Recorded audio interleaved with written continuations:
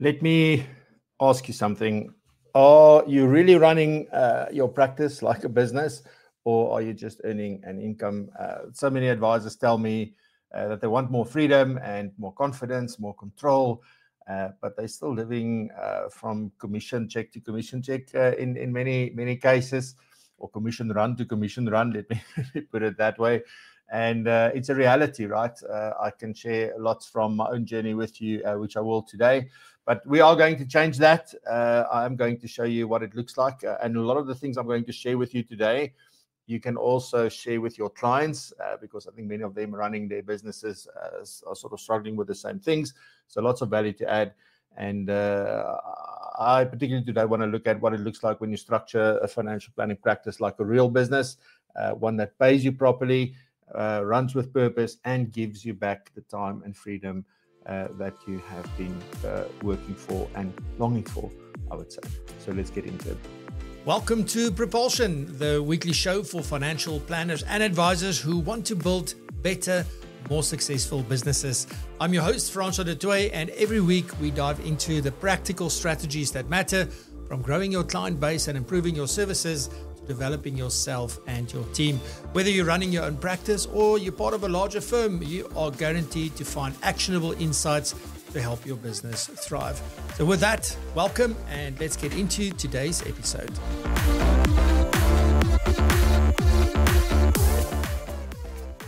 So the big question is obviously, are we building businesses or are we just merely earning an income?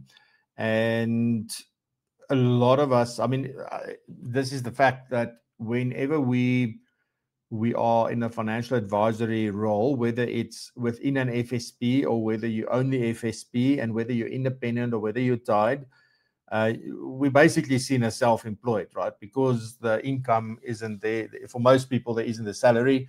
It's based on effort. It's based on sales, and it's based on closing and all that kind of stuff. So what happens inevitably is that a lot of us get stuck in that mode.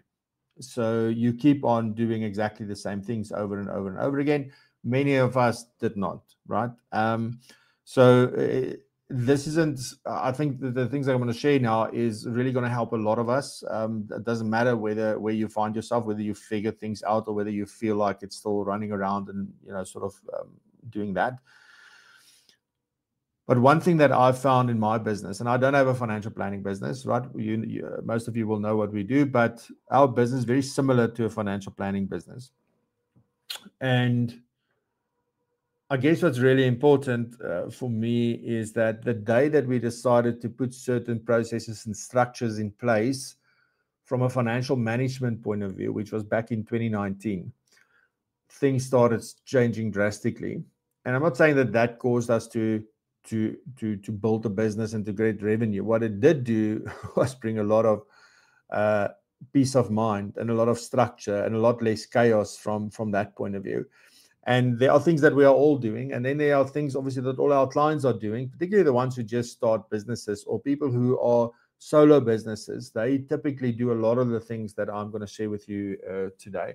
So what I want to share with you today is all about bringing structure and also, intention.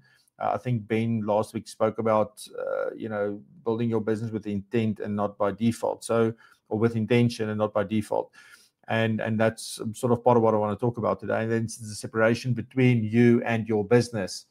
It doesn't matter whether you are an advisor who works within a financial, an FSP, right?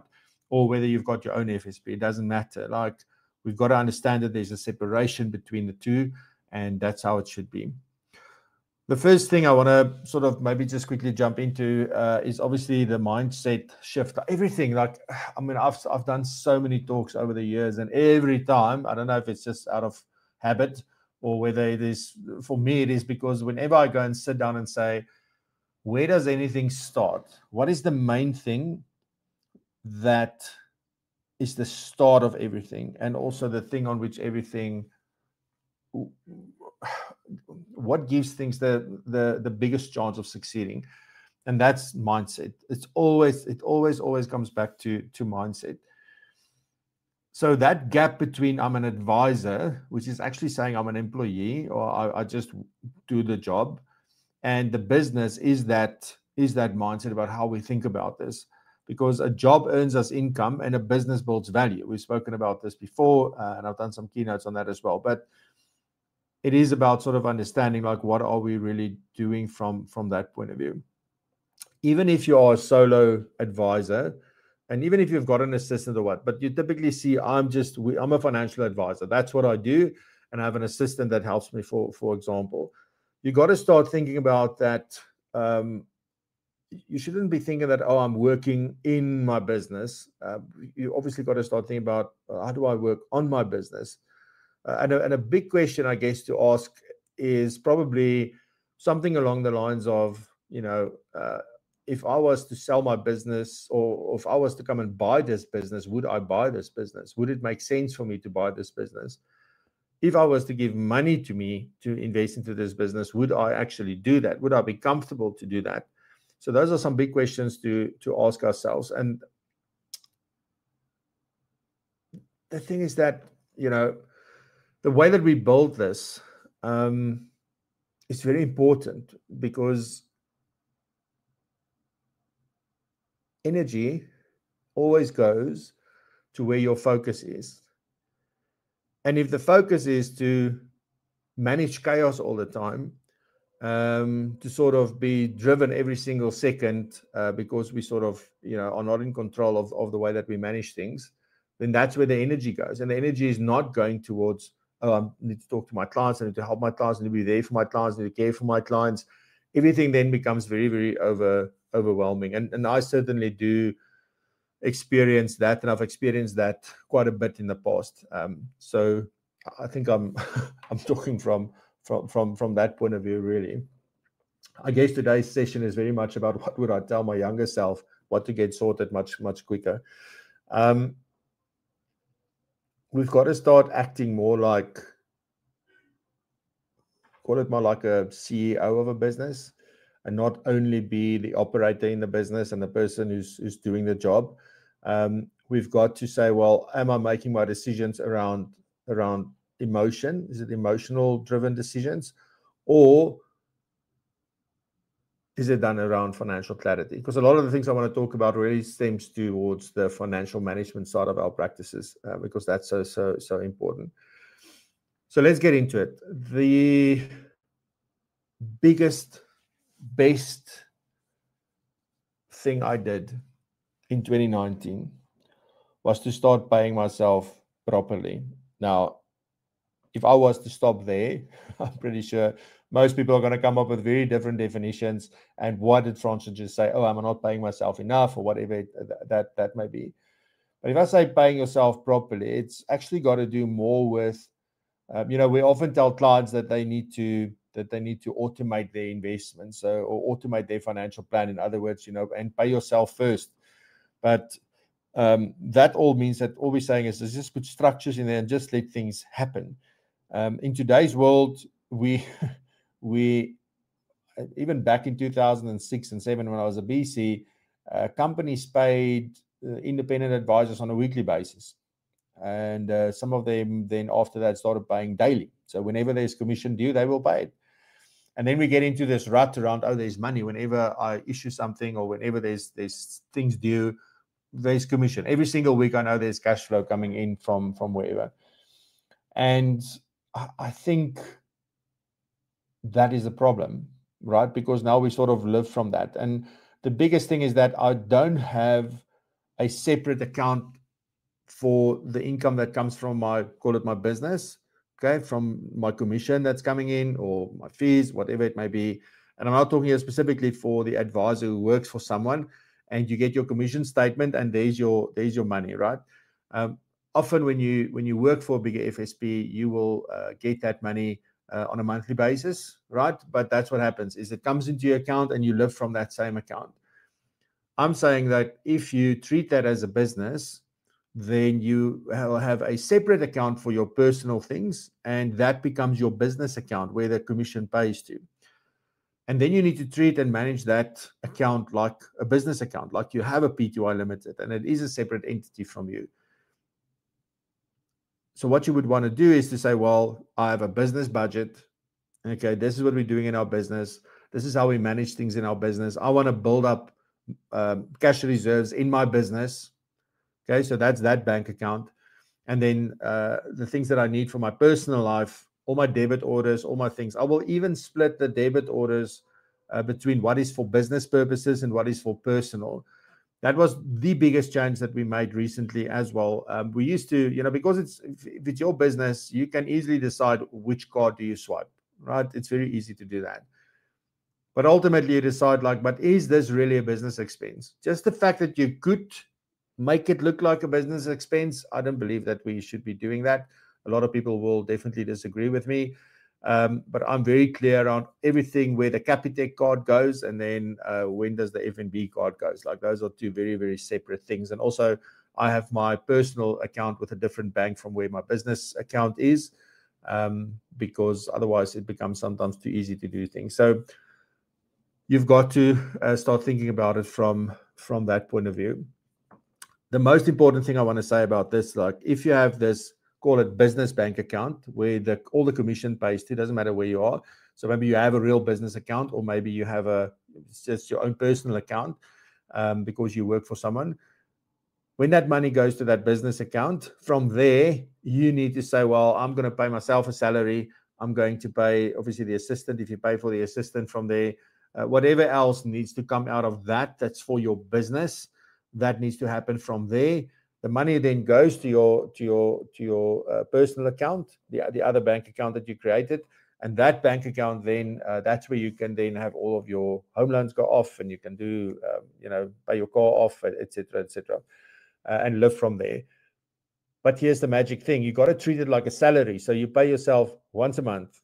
That was the hardest thing in the beginning, because obviously when we're also running a business where whenever we invoice and people pay, the money comes into the account. So if there wasn't money last week, then there's money this week. You can then now I can pay myself a salary, or advance myself a salary, or something like that.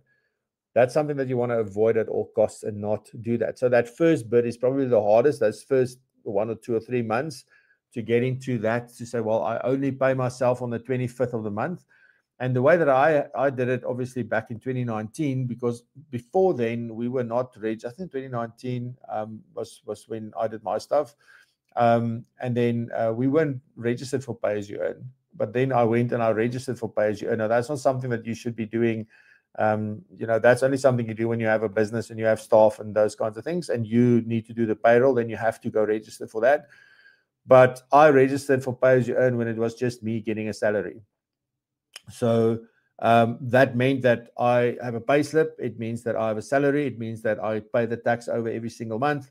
And a lot of people go no, I would rather sit with a provisional tax in my account and earn interest than do that. But I think, it depends on your discipline, and it depends on a lot of stuff. That also, by the way, helped quite a bit, because you'll find that when you're a business owner and you have a business and a separate business account, etc., to get financing or to buy things is sometimes really a challenge. But when you set it up like this, everything becomes much easier, because you have a pay slip. You can give them your 3-month statements. They see that the salary is coming in, etc., etc. But the most important thing is that there's no more I'm not living from the business anymore. Right? So I live from my salary. And that's the important message, I guess, I really want to get across with this particular section, because I'm talking a little bit democrat now, but it's really important that you treat your business finances separate from your personal finances, even if you are employed by an FSP. Because you get commission, you are able to deduct certain expenses for tax. So you want to keep all those things in one bank account, and all the other things you want to move then to a personal bank account where you can manage those things separately. And if you can get into a habit to not live from the commission, but rather pay yourself a salary, that will be a much better position to find yourself in. You have a lot more control, and things will be a lot less chaotic if that is a problem that you are sitting with. So that's really important. The next thing is, well, actually already spoken about this. There's probably a couple of things that I want to add on to separating your business and your personal finances.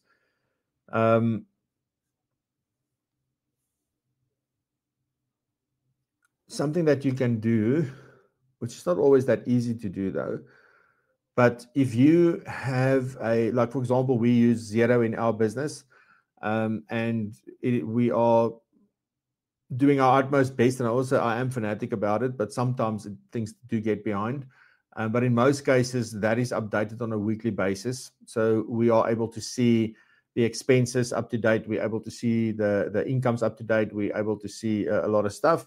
The one area where we really battled in our business, and for those of you who are doing fees and invoicing and stuff, is that we didn't always get to follow up on the outstanding invoices because we're busy with other stuff and we didn't really have a process and things like that. So it often happened that we would find out, oh, we need to look at this, and then we see, oh, we never saw that somebody's sort of payments didn't go off, etc., etc. And in almost 100% of the cases when we contact them, they would go like, but it goes off automatically.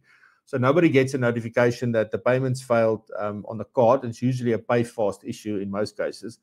It's not because there was an issue with the bank account. There's other issues. And then we need to sort of go through that. So now that is the last thing that we now sort of figured out, how to have a process and automate a lot of that, etc., etc. But anyway, if you don't have that accounting system that is up to date, it's very hard to really see, right? Otherwise, you're just looking at your bank account with a lot of lines, and you're not really able to make sense of it and see where does your money go and where do you spend it, etc., etc. So for me, when you are commission-based or you run your own business, that up-to-date accounting system is really, really, really important. And please don't go and sit and do it all yourself. That's not the point. Definitely outsource that if you can, or if somebody can help you with that, let them help you. But you can obviously link bank accounts, etc., and things will go in there automatically. But still, things need to be allocated. Expenses needs to be allocated to that. So do make sure that you have that. I would have an accounting system, even if I work for someone.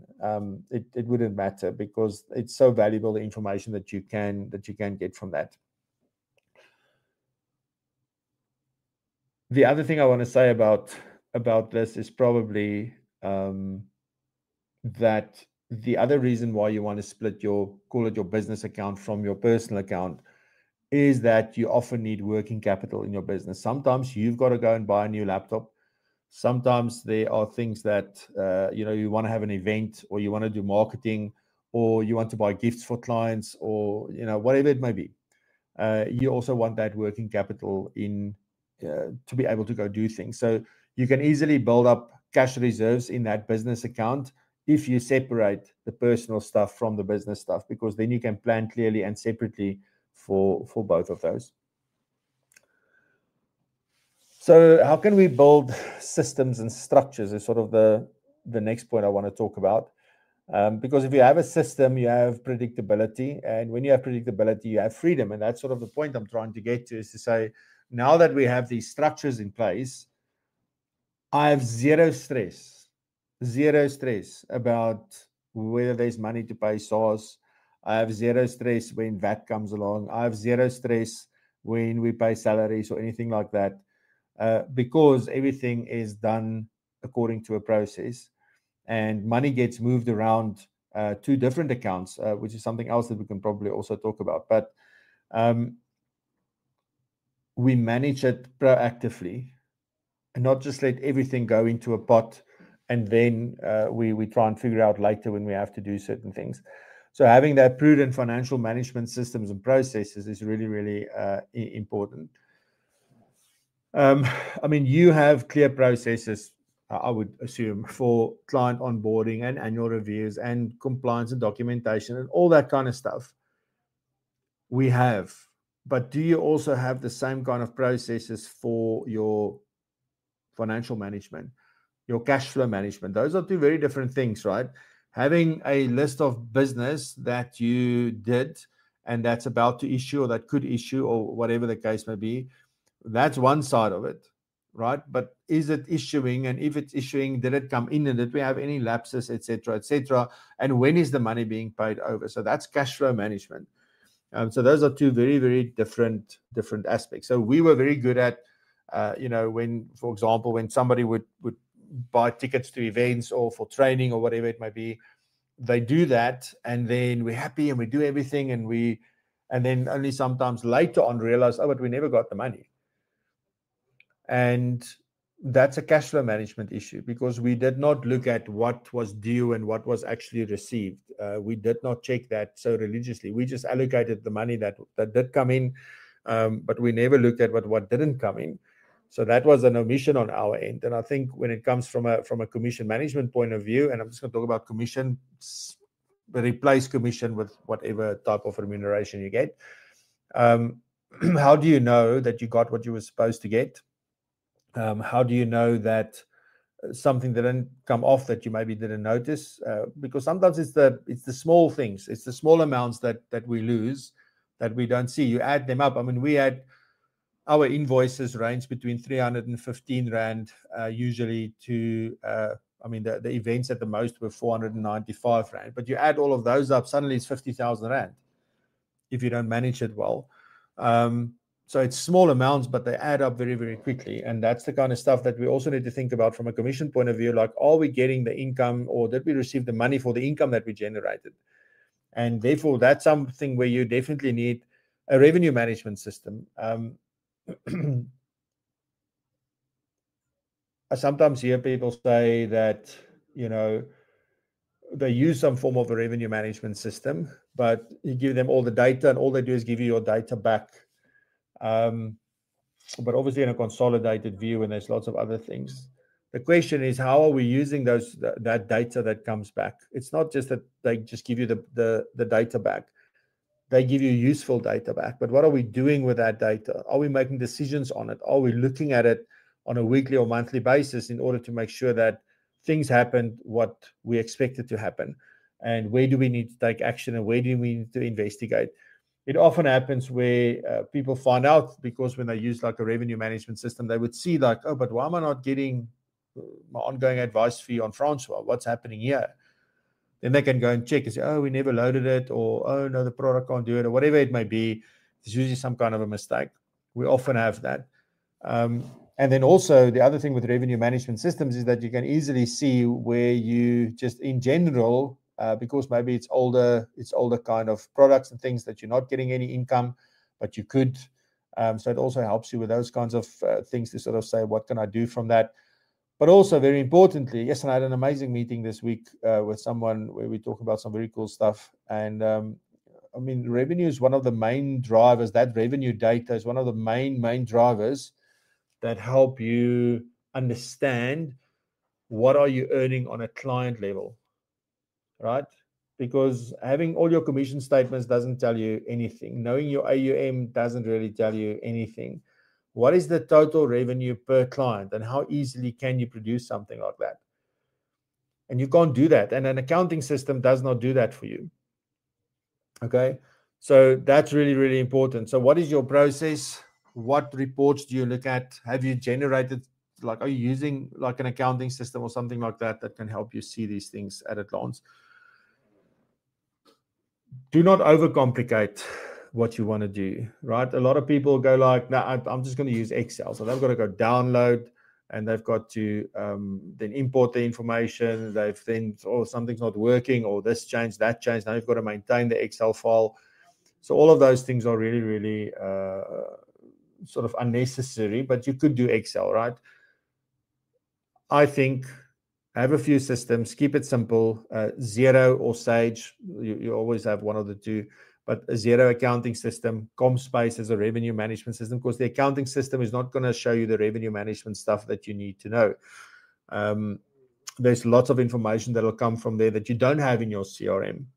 Okay, it almost feels to me like revenue is the one source to tell you what's really going on in your business.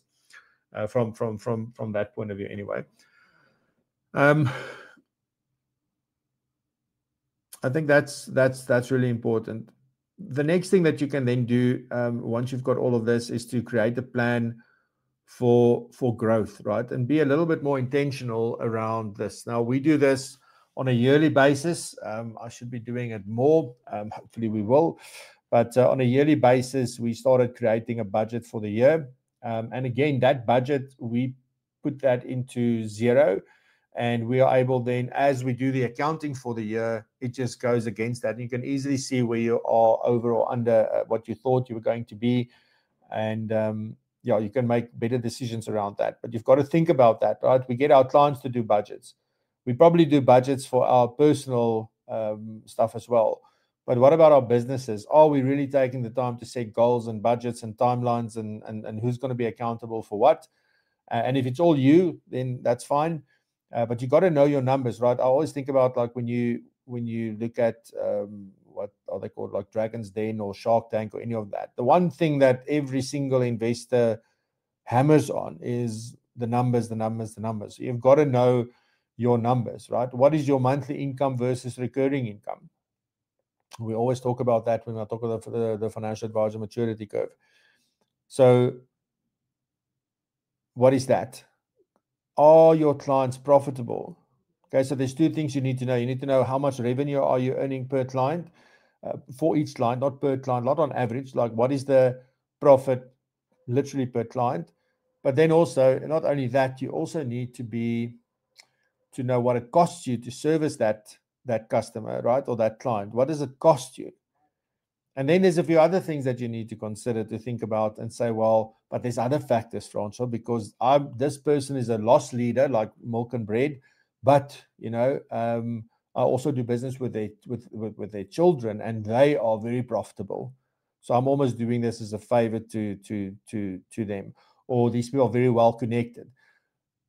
But if you have the data and you know all of this, then you can make those kinds of decisions and you know why you are servicing that client. But I can also guarantee you that you are going to have clients that you say, like, I shouldn't be talking to these people anymore. Or either I should not be the one to service them. We should get a junior advisor to take over some of these clients, or we need to get a referral agreement in place with some other advisor to look after them.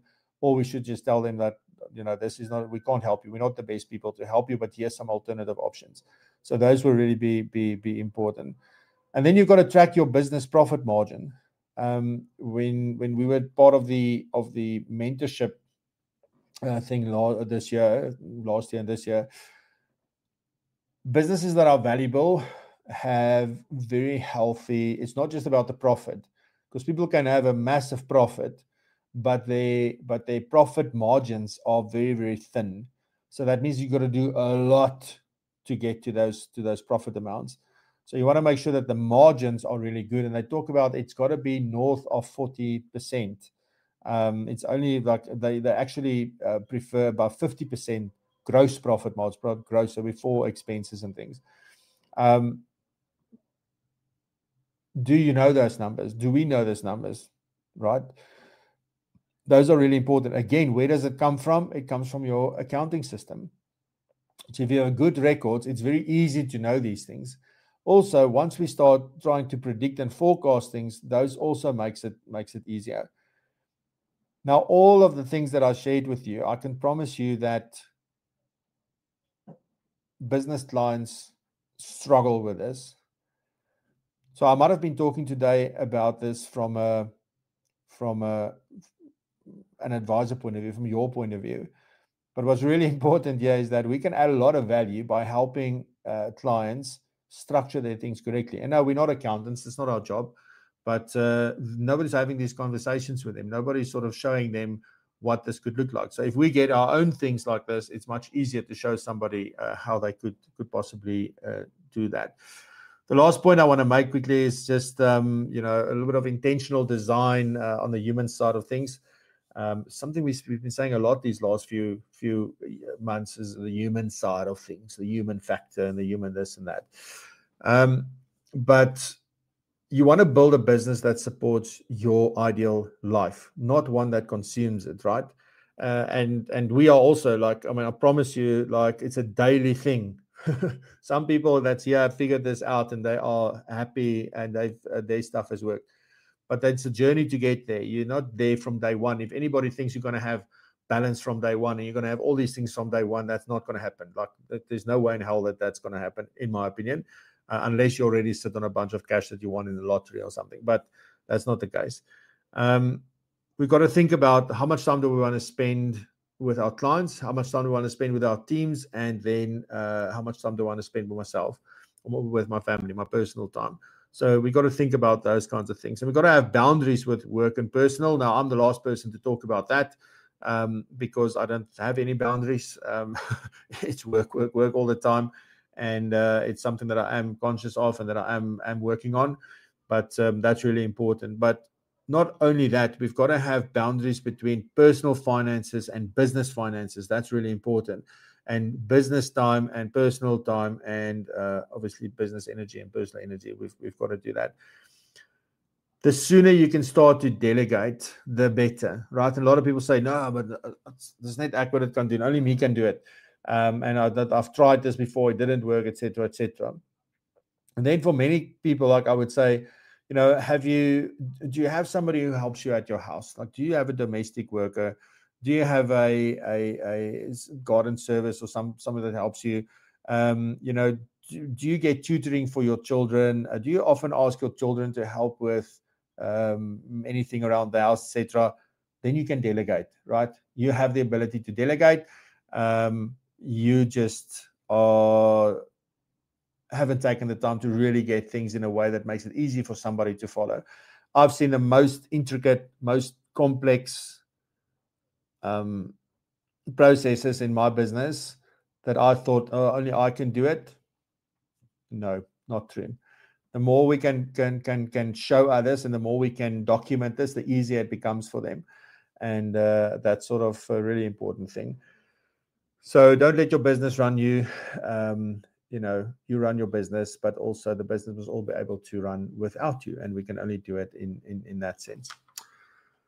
So just to recap very quickly, adopt a business owner mindset, very important. Pay yourself properly, very important as well. Separate personal and business finances, build systems and structures, track your numbers and plan for growth, and then also design a business that serves your life.